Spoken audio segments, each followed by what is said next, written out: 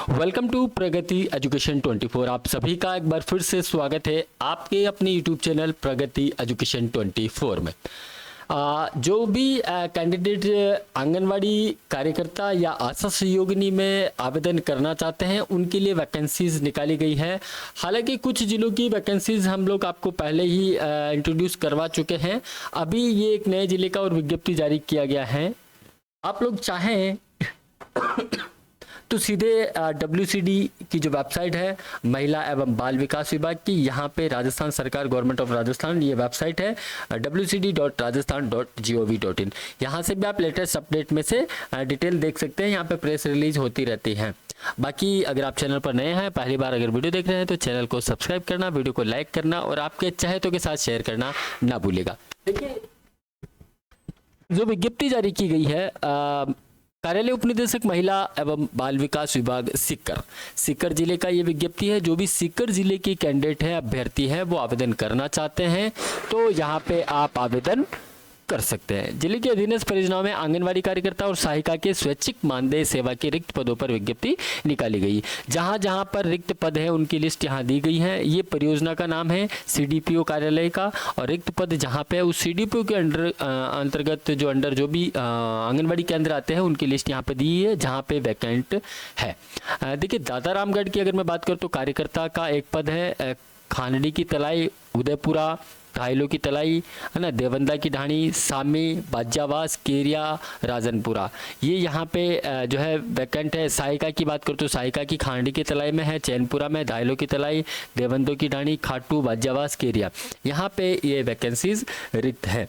Notification आपको Telegram channel प्रगति education 24 पर available करवा दिया गया है। इसका फॉर्म भी हमने आपको वहाँ पे अपडेट करवा दिया गया है, वहाँ से आप लोग डाउनलोड कर सकते हैं। बाकी दो CDPO में कार्यकर्ता सहायिका के पद जहां जहां रिक्त है उसकी डिटेल यहां दे रखी है। आप कंसर्न एरिया के अगर निवासी है तो ये आप यहां से देख सकते हैं।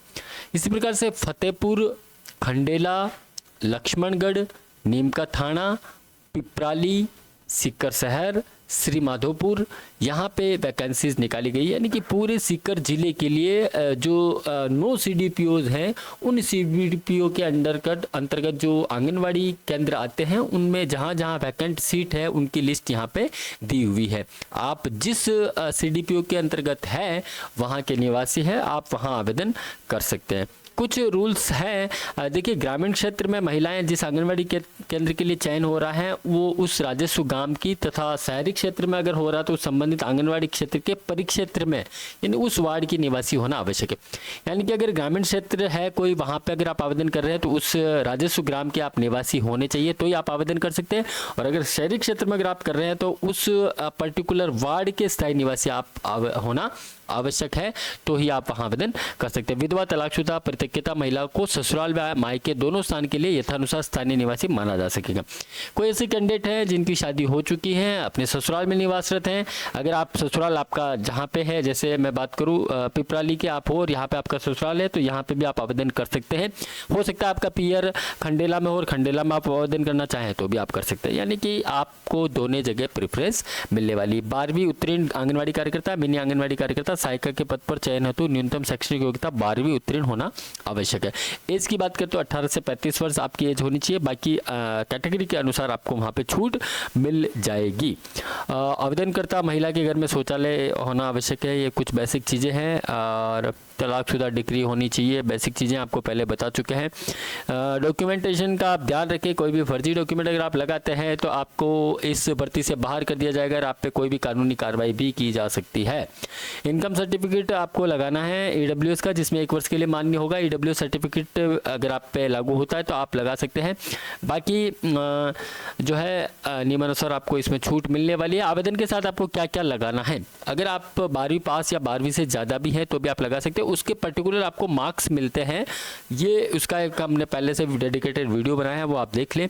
यानी कि आप 10वीं 12वीं पास, BEd NTT आपके पास है, DPSC है, BSTC है, DLED डिप्लोमा है, यदि आपके पास है तो आप लगा सकते हैं। उसके आपको मार्क्स मिलने वाले हैं। मतदाता पहचान पत्र लगाना पड़ेगा, राशन कार्ड, आधार कार्ड, जन आधार कार्ड, मूल निवास प्रमाण पत्र, अनुसूचित जाति जनजाति यानी कि जिस कैटेगरी से आप निवासरत है उस कैटेगरी का आपको कास्ट सर्टिफिकेट आपको लगाना होगा। दिव्यांगजन है तो उसका सर्टिफिकेट लगेगा। आंगनवाड़ी कार्यकर्ता, मिनी आंगनवाड़ी कार्यकर्ता कार्यकर्ता, शिशु पालनगार, पालनागृह कार्यकर्ता, सहायिका, आशा सहयोगिनी, साथिन, इसके रूप में अगर आपने पहले कोई काम किया है तो उसका कार्य अनुभव नहीं किया तो कोई दिक्कत नहीं। अगर आप एएनएम, जीएनएम, आयुर्वेद, नर्सिंग कुछ भी आपने किया हुआ तो वो भी आप लगा सकते हो, उसके भी आपको एक्स्ट्रा मार्क्स मिलने वाले हैं। आरएसआईटी, पीजीडीसी अगर आपने किया है तो उसकी भी डिटेल आप यहाँ पे अटैच कर सकते हैं। आपके पास मैक्सिमम जितने भी डॉक्यूमेंट हो आप यहाँ पे लगाए।